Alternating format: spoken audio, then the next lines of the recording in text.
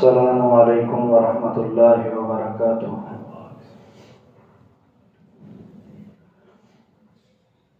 نحمده ونصلي ونسلم على رسوله الكريم، اما بعد فاعوذ باللہ من الشیطان الرجیم، بسم اللہ الرحمن الرحیم۔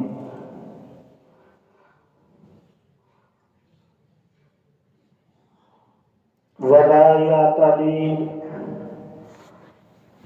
أولو الفضل منكم والسعة أن يؤتوا أولي القربى والمساكين والمهاجرين في سبيل الله وليعفوا وليصفحوا ألا تحبون أن يغفر الله لكم واللہ غفور رحیم۔ وقال النبی صلی اللہ علیہ وسلم انت صاحبی علی الحوض وصاحبی فی الغار۔ وقال النبی صلی اللہ علیہ وسلم لأبی بکر رضی اللہ تعالی عنہ، صدق اللہ العظیم وصدق رسولہ النبی الکریم ونحن علی ذلک لمن الشاہدین والشاکرین والحمد للہ رب العالمین۔ سامعین محترم، پچھلے جمعہ میں بھی حضرت صدیق اکبر رضی اللہ تعالیٰ عنہ کی شان میں کچھ باتیں عرض کی گئیں، آج بھی انشاءاللہ العزیز اسی حوالے سے کچھ باتیں عرض کی جائیں گی۔ اللہ تعالیٰ صحابہ کرام رضوان اللہ تعالی علیہم اجمعین، تمام صحابہ اور بالخصوص سیدنا ابو بکر صدیق رضی اللہ تعالیٰ عنہ سے صحیح معنوں میں محبت کرنے کی اور آپ کی اتباع کی توفیق نصیب فرمائیں۔ حضرت صلی اللہ علیہ وسلم خود ارشاد فرما رہے ہیں حضرت ابو بکر رضی اللہ تعالیٰ عنہ سے کہ انت صاحبی علی الحوض، اے ابو بکر آپ حوض کوثر میں میرے ساتھی ہوں گے، وصاحبی فی الغار، اور آپ غار میں بھی میرے ساتھی ہیں۔ اور حضور صلی اللہ علیہ وسلم نے ارشاد فرمایا کہ میرے دو وزیر آسمانوں میں ہیں اور دو وزیر دنیا میں ہیں۔ جو دو وزیر آسمانوں میں ہیں وہ حضرت جبرائیل اور میکائیل علیہ السلام، اور جو دو وزیر دنیا کے اندر ہیں وہ صدیق و عمر، حضرت ابو بکر صدیق اور حضرت عمر فاروق رضی اللہ تعالی عنہ، یہ میرے دو وزیر ہیں۔ کیا محبت تھی حضور صلی اللہ علیہ وسلم سے حضرت صدیق اکبر رضی اللہ تعالی عنہ کو، اور حضرت صدیق اکبر رضی اللہ عنہ سے حضور صلی اللہ علیہ وسلم کو، طرفین سے محبت تھی۔ اللہ اکبر۔ اس محبت کا ذرہ اللہ ہمیں بھی نصیب فرمائے۔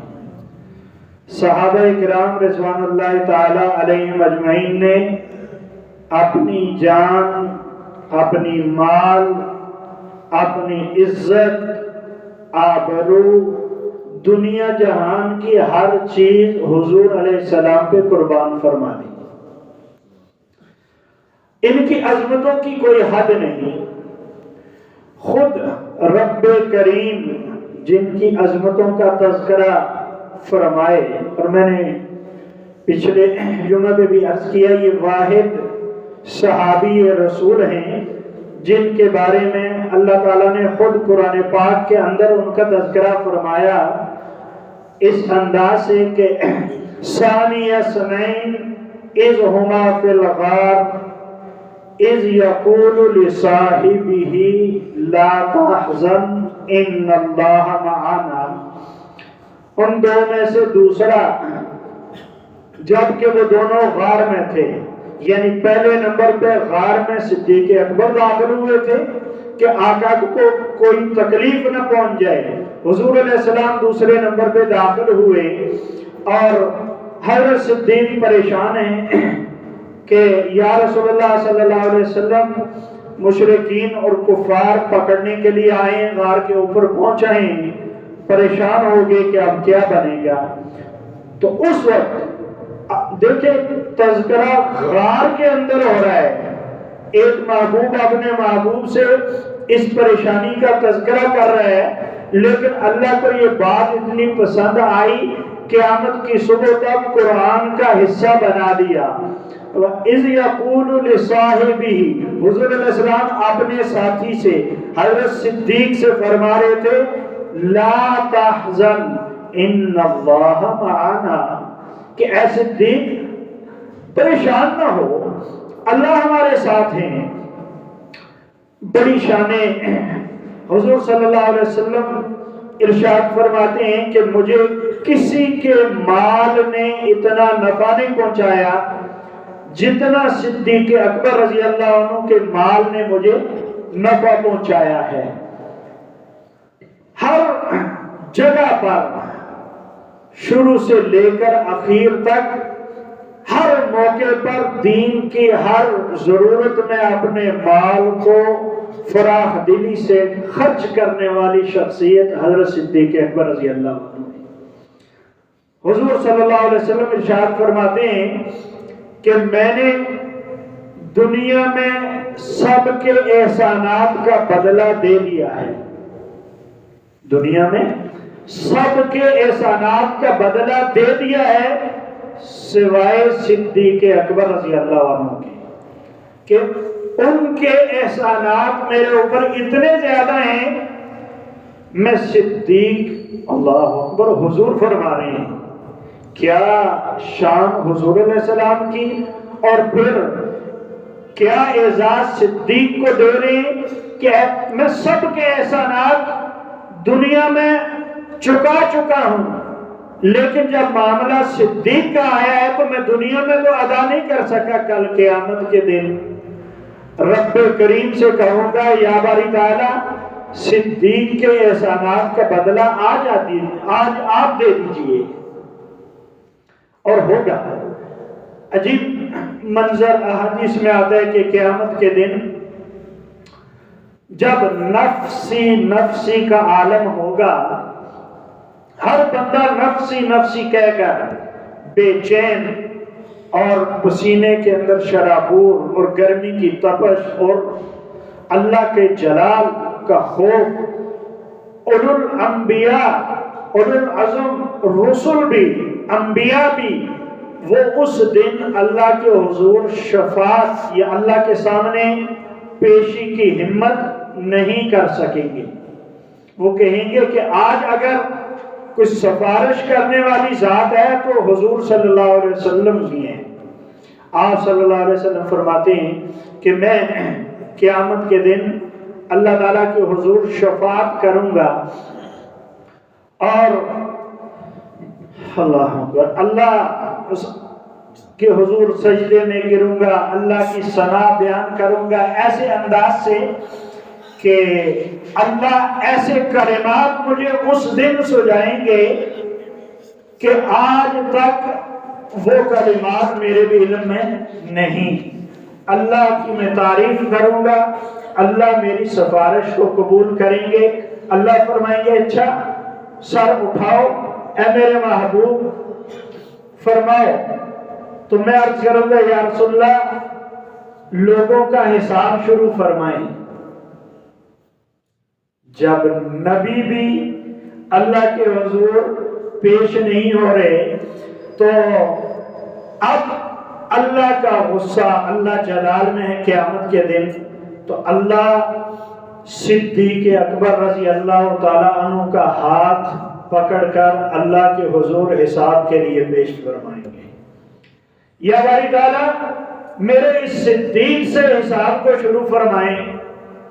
تو روایات میں آتا ہے کہ اللہ کا غصہ ٹھنڈا ہو جائے گا قیامت کے دن، اللہ کا غصہ صدیق اکبر رضی اللہ تعالیٰ عنہ کی اس وجہ سے ٹھنڈا ہو جائے گا، اور اللہ فرمائیں گے کیا حساب دوں اے میرے محبوب اس صدیق سے کہ جس کے بارے میں آپ کہتے ہیں میں اس کے احسانات کا بدلہ نہیں دے سکا۔ اللہ اکبر۔ سب سے پہلے انبیاء علیہ السلام کے بعد جنت میں جو داخل ہوں گے وہ حضرت صدیق اکبر رضی اللہ تعالی عنہ ہیں، اور عجیب شان اللہ نے عطا فرمائی، کسی کو جنت کے ایک دروازے سے داخلے کی اجازت ملے گی، کسی کو دوسرے سے۔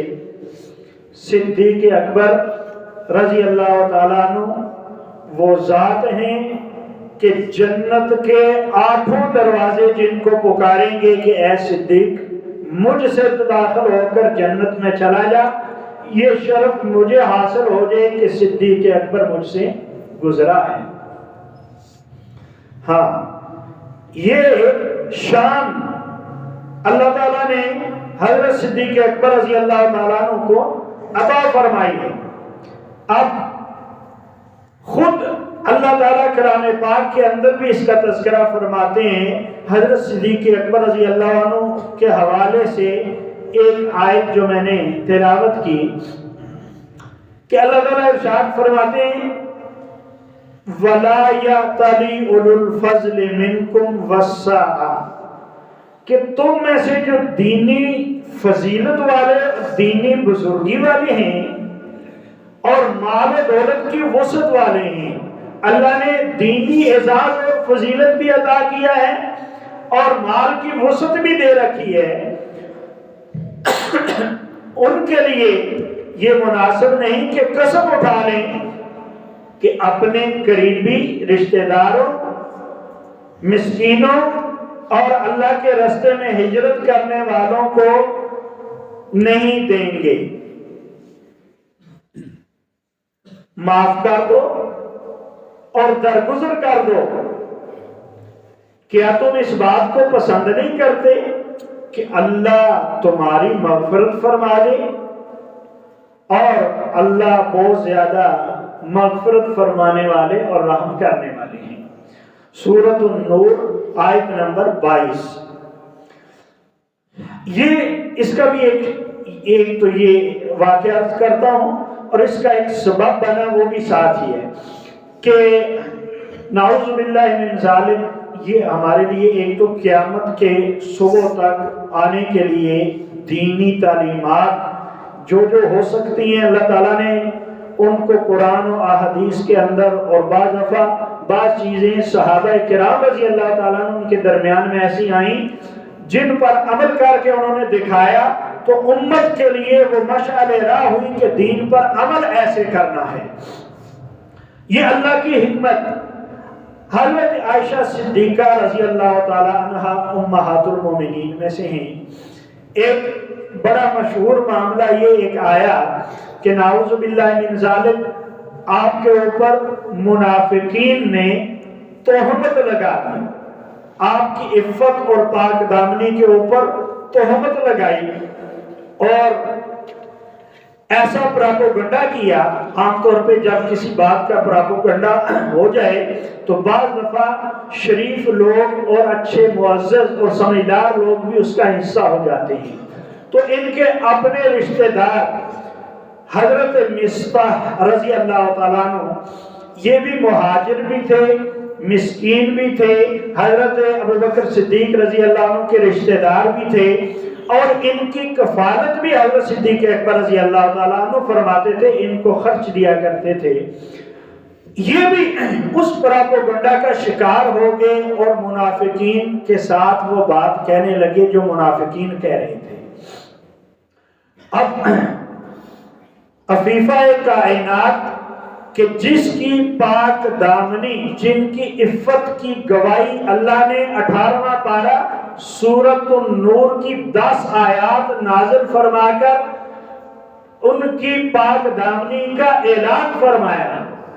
اب یہ فطری چیز ہے کہ حضور کی زوجہ محترم ہیں، حضرت صدیق اکبر کی صاحبزادی ہیں، اتنا اللہ نے نوازا، اب ان کے اوپر کوئی حرف آئے، لوگ باتیں کریں، ان کی بھی تکلیف، اپنا رشتہ دار جن کی کفالت بھی وہی کر رہے ہیں وہ بھی اس پراپیگنڈا کا شکار ہو گیا، اب تکلیف کتنی زیادہ بڑھ گئی۔ تو حضرت صدیق اکبر رضی اللہ تعالیٰ عنہ نے قسم اٹھا لی کہ آج کے بعد میں اس کو، یعنی مصطح رضی اللہ عنہ کو کوئی خرچ اس کے بعد نہیں دوں گا۔ اتنے بڑی ظلم کی بات، اور یہ ان لوگوں کا ساتھ دے رہی ہیں، بہت بڑی تکلیف ہوئی۔ لیکن جب یہ بات ہوئی، اللہ اکبر، تو اللہ نے ان کی پاک دامنی کو بھی بیان فرمایا، اور حضرت صدیق اکبر رضی اللہ تعالیٰ عنہ کو بھی اللہ اس بات کا حکم فرما رہے ہیں، یہ بات تنبیہ فرما رہے ہیں کیا؟ وَلَا يَأْتَلِ أُولُو الْفَضْلِ مِنْكُمْ وَالسَّعَةِ، کہ تم میں سے جو فضیلت والے ہیں نا، جن کو اللہ نے دینی بزرگی اور فضیلت عطا کر رکھی ہے، ان کے لیے یہ مناسب نہیں ہے کہ قسم اٹھا لیں کہ ہم رشتہ دار مسکین مہاجرین کو نہیں دیں گے۔ آگے پھر فرما رہے ہیں وَلْيَعْفُوا وَلْيَصْفَحُوا، چاہیے اور معاف کر دیجیے اور درگزر فرما دیجیے۔ أَلَا تُحِبُّونَ أَن يَغْفِرَ اللَّهُ لَكُمْ، کیا تم اس بات کو پسند نہیں فرماتے کہ اللہ تمہاری مغفرت فرما دے؟ حضرت صدیق اکبر رضی اللہ تعالیٰ عنہ نے سنا تو آپ نے فرمایا اللہ کی قسم میں اس بات کو پسند کرتا ہوں کہ اللہ میری مغفرت فرما دے۔ اور اس کے بعد اس بات کو ایسے چھوڑا، فرمایا کہ اس کے بعد سے دوبارہ حضرت مصطح رضی اللہ عنہ کو معاف بھی کیا، ایسے جو خرچ پہلے دے رہے تھے دوبارہ شروع کر دیا، اور فرمایا کہ اب موت تک کبھی اس خرچ کو بند نہیں کروں گا۔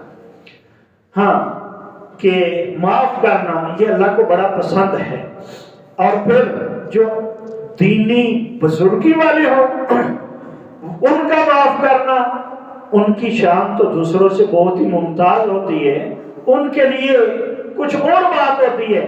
تو اب حضرت صدیق اکبر رضی اللہ تعالیٰ عنہ نے ان کو معاف فرمایا۔ یہ اتنی شانیں حضرت صدیق اکبر رضی اللہ تعالیٰ عنہ کی کہ حضور صلی اللہ علیہ وسلم پر سب سے پہلے ایمان لانے والے حضرت ابو بکر رضی اللہ تعالیٰ عنہ، مردوں میں سے سب سے پہلے، بالغ مردوں میں سے، عورتوں میں سے حضرت خدیجہ، بچوں میں سے حضرت علی، مردوں میں سے حضرت صدیق اکبر رضی اللہ تعالیٰ عنہ سب سے پہلے حضور علیہ السلام پہ ایمان لائے، آپ کی نبوت کی تصدیق کی، آپ کی معراج کی تصدیق کرنے والے سب سے پہلے حضور علیہ السلام سے کی اتنی محبت کہ آپ نے اپنی حیات میں اپنے مصلی نبوت کے اوپر کھڑا کیا تو صدیق اکبر رضی اللہ عنہ کو 17 نمازیں حضور علیہ السلام کی حیات میں پڑھائیں، لوگوں کو بتایا کہ میرے بعد اگر کوئی امام ہوگا تو ابو بکر ہوگا۔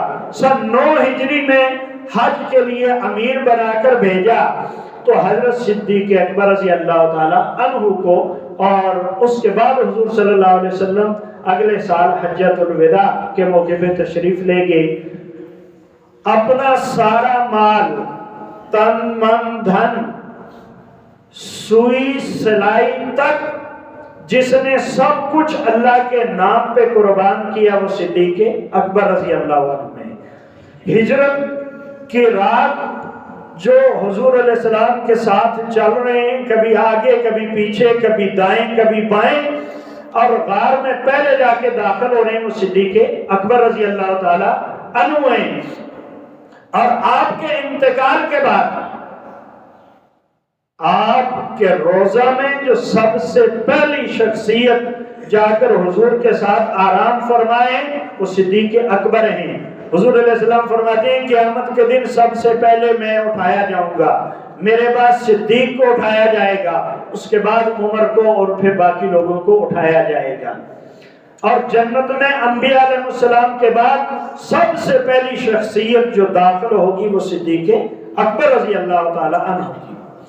حدیث شریف میں ہے ایک دفعہ ایک عورت آئی حضور صلی اللہ علیہ وسلم کی خدمت میں اور کوئی بات کی، کوئی سوال غالباً کیا، تو حضور علیہ السلام نے فرمایا کہ اچھا میرے پاس بعد میں پھر آنا کسی وقت، جیسے بندہ کسی کو کہہ دیتے کہ ابھی نہیں بعد میں آ جانا۔ تو اس عورت نے آگے سے یہ سوال کیا کہ اگر میں آؤں اور آپ کو نہ پاؤں، اشارہ اس بات کی طرف تھا کہ اگر میں بعد میں آؤں اور آپ کا انتقال ہو جائے تو میں کیا کروں؟ حضور علیہ السلام نے ارشاد فرمایا اگر ایسا معاملہ ہوا تو صدیق اکبر کے پاس آ جانا۔ یہ حضرت صدیق اکبر رضی اللہ تعالی عنہ ہر چیز حضور پہ قربان فرمائی۔ محبت کی حد یہ تھی، ایک بیٹا عبد الرحمن جو بعد میں ایمان لایا، غزوہ بدر میں کفار کی طرف سے میدان میں تھا، بعد میں باپ بیٹا بیٹھے یہ بات کر رہے ہیں، بیٹا کہہ رہے ہیں ابا جان غزوہ بدر میں کئی مرتبہ ہوا آپ میری تلوار کے وار میں آئے نیچے، میں نے باپ سمجھ کے چھوڑ دیا کہ ابو جان ہے۔ حضرت صدیق فرمانے لگے بیٹا تو مجھے باپ سمجھ کے چھوڑتا رہا، خدا کی قسم اگر تو میری تلوار کے نیچے آتا تو میں تجھے بیٹا سمجھ کے چھوڑتا نہیں بلکہ اللہ کے نبی صلی اللہ علیہ وسلم کا دشمن سمجھ کر تیرا سر تن سے جدا کر دیتا۔ یہ محبت تھی حضرت صدیق اکبر رضی اللہ عنہ کی حضور صلی اللہ علیہ وسلم سے سب سے بڑھ کر، اور کوئی بھی اس کی مثال نہیں کرتا جیسی محبت آپ کو تھی۔ جب حضور صلی اللہ علیہ وسلم اور سب سے پہلا خطبہ اسلام کا سرعام دینے والے، انفرادی دعوت چھپ چھپا کر باتیں دین کی چلتی تھی، 39 کی تعداد ہوئی، اجازت مانگی یا رسول اللہ اجازت دے تو حرم میں سرعام اسلام کا خطبہ دوں، اظہار کروں۔ آپ علیہ السلام نے اجازت دی تو پہلا خطبہ سرعام حضرت صدیق اکبر رضی اللہ تعالیٰ عنہ نے بیت اللہ کے اندر دیا تو کفار اتنے حملہ آور ہو گئے، اتنا تشدد کیا، اتنا مارا، سب مسلمانوں کو تکلیف دی، حضور علیہ السلام کو بھی، اور حضرت صدیق اکبر رضی اللہ عنہ بے ہوش ہو گئے، حالت غیر ہو گئی، یہاں تک تھا کہ شاید یہ دنیا سے رحلت ہی فرما جائیں۔ ان کا قبیلہ بنو تمیم جمع ہوئے اور آ کر اعلان کر دیا اگر صدیق اکبر رضی اللہ عنہ انتقال فرما گئے تو جس بدبخت عتبہ بن ربیعہ نے سب سے زیادہ تشدد کیا ہے ان سے ہم بدلہ لیں گے۔ یہاں تک کیفیت، سارا خاندان جمع ہوا، آنکھ کھلی، رات کو ہوش آئی، پہلی بات کرنے لگے کہ یہ بتائیے کہ حضور صلی اللہ علیہ وسلم کا کیا حال ہے۔ اب خاندان رشتہ داری کے طور پہ تو لوگ جمع تھے لیکن حضور پہ ایمان تو نہیں تھا۔ اب لوگ کہنے لگے جس کی وجہ سے اتنا تشدد ہوا، موت کے منہ سے بچے، آنکھ کھلی ہے تو پھر بھی انہی کا نام لیتے ہیں۔ کئی بندے اٹھ کر اس بات سے چلے گئے۔ ماں نے کہا کچھ کھانے کے لیے لے، قسم اٹھا لی جب تک حضور علیہ السلام کی زیارت نہ کر لوں، خیریت نہ لے لوں، کچھ کھاؤں گا نہیں۔ بالآخر حضور علیہ السلام کی زیارت ہوئی اور اس کے بعد کھایا۔ محبت کا اتنا انداز تھا کہ ایسی محبت شاید ہی کہیں نظر آئی۔ عجیب واقعہ لکھا ہے، حضرت صدیق اکبر رضی اللہ تعالیٰ عنہ فرماتے ہیں مرض الحبیب فعدتہ فمرضت من اسفی علیہ شفل حبیب فزارنی فشفیت من نظر الیہ. سبحان اللہ. حضرت صدیق فرماتے ہیں کہ میرے محبوب حضور علیہ السلام بیمار ہو گئے. مرض الحبیب، میرے حبیب بیمار ہوئے. فعدت، میں ان کی عیادت کے لیے گیا، بیمار پرسی کے لیے. فمرضت من اسفی علیہ، اس کی وجہ سے مجھے اتنا غم اور صدمہ ہوا کہ میں بیمار پڑ گیا. محبوب کی بیماری دیکھ کر غم اتنا ہوا میں بیمار ہو گیا. شفل حبیب فزارنی، جب میرے محبوب کو اللہ نے صحت دی تو میری ملاقات کے لیے آئے. فشفیت من نظری الیہ، جب میں نے حضور کو خوشحال تندرست دیکھا تو میری بھی صحت مجھے مل گئی، میں شفا یاب ہو گیا. اللہ اکبر. پروانے کو چراغ، بلبل کو پھول بس، صدیق کے لیے ہے خدا کا رسول بس. کہ اس طرح سے محبت، یہ تو ان کی محبت تھی. اب دوسری طرف سے حضور کی محبت بھی. ایک دفعہ حضرت صدیق اکبر اور حضرت عمر فاروق، بعض دفعہ دو بھائیوں میں دوستوں میں کوئی بات ہو جاتی ہے. بات ہوئی صدیق و عمر رضی اللہ عنہ کے آپس میں، تو حضرت صدیق اکبر رضی اللہ عنہ فرمانے لگے کہ اے عمر میرے لیے استغفار کرو، مجھے معاف فرما دو. وہ خاموش. دوسری دفعہ کہا، تیسری دفعہ کہا، وہ خاموش. تو یہ لوگ، اپنی آخرت کی فکر ایسی تھی صاحبو کہ جو معاملہ دنیا میں ہو جائے دنیا میں ہی تصفیہ کرا کے ایک دوسرے سے معاف کرا کر چلے جاؤ. آخرت کا معاملہ بڑا سخت ہے. حضور علیہ السلام کے پاس حاضر ہوئے، عرض کیا یا رسول اللہ یہ معاملہ ہے. تو حضور علیہ السلام نے حضرت عمر رضی اللہ عنہ سے پوچھا کہ اے عمر، آپ کے ساتھی آپ سے بار بار معافی کا کہتے رہے اور آپ نے ان کو معاف نہیں کیا. یا رسول اللہ صلی اللہ علیہ وسلم، اللہ کی قسم جب بھی یہ مجھے معاف کرنے کے لیے کہتے میں دل میں ان کو معاف کر دیتا. میں کہتا میں نے ان کو معاف کیا. غصہ تو تھا نا کسی کو بھی ہو، تو زبان سے اس کا اظہار نہیں کیا. فرمایا کہ جب بھی یہ کہتے معاف کرو میں دل سے ان کو معاف کر دیتا تھا. یا رسول اللہ، اللہ کی قسم آپ کی ذات کے بعد مجھے جو سب سے محبوب ہستی ہے وہ صدیق اکبر ہے. سب سے زیادہ محبت مجھے انہی سے ہے. حضرت صدیق اکبر رضی اللہ عنہ نے فرمایا یا رسول اللہ، اللہ کی قسم مجھے بھی آپ کے بعد سب سے زیادہ محبت عمر ہی سے ہے. یہ محبت تھی. تو حضور علیہ السلام نے پھر فرمایا سنو، اپنے اس ساتھی کے بارے میں، صدیق اکبر رضی اللہ عنہ کے بارے میں مجھے تکلیف نہ دیا کرو. جب میں نبوت کا اعلان میں نے کیا تو تم سب جھٹلانے والے اور انکار کرنے والے تھے. سب سے پہلے مجھ پہ جو ایمان لایا اور ہر چیز فدا اور قربان کر دی وہ صدیق اکبر ہیں. ان کے بارے میں مجھے پریشان نہ کیا کرو. ہاں یہ میرے ساتھی ہیں، یہ غار میں بھی میرے ساتھی ہیں، یہ کل قیامت کے دن حوض پہ بھی میرے ساتھی ہوں گے. اللہ اکبر. یہ محبت تھی. لیکن اس کے باوجود خوف اور ڈر آخرت کے بارے میں یہ ہوتا. کبھی کہتے دیکھیں آپ کتنا رتبہ، کتنی شان اللہ اور اللہ کے محبوب کے ہاں، لیکن آخرت کا خوف کیا ہے کہ جب خوشخبریاں ہیں کہ جنت ہے، یقینی عشرہ مبشرہ میں سے ہیں اور ساری خوشخبریاں موجود ہیں، لیکن کہتے کہ کاش میں کوئی درخت ہوتا جو کاٹ دیا جاتا کہ اللہ کے حضور کھڑا ہونے کی ہمت نہیں. میں کوئی گھاس ہوتا جانور اس کو چڑھ جاتے، میں اللہ کو کیسے حساب دوں گا.